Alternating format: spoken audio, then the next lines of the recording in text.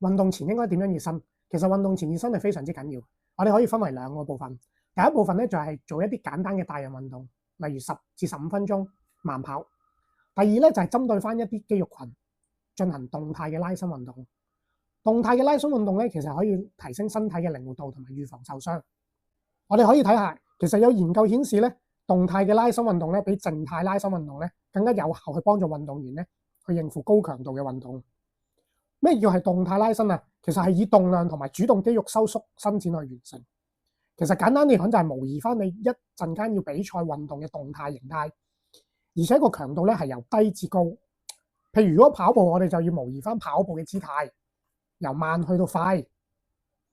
而且動態拉伸咧係可以幫助咧減少運動出現笨拙或者低效率嘅動作，從而提升運動嘅受傷。而運動後咧，其實我哋要做翻啲靜態嘅伸展，咁啊幫助肌肉放翻鬆，可以得到適當嘅休息。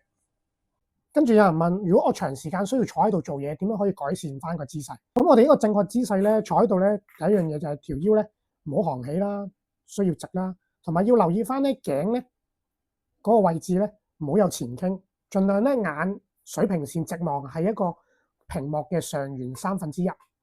咁跟住咧，我哋腳膝頭哥咧大概要屈曲90度啦，坐喺度舒服嘅時候，同埋兩隻腳要掂地嘅。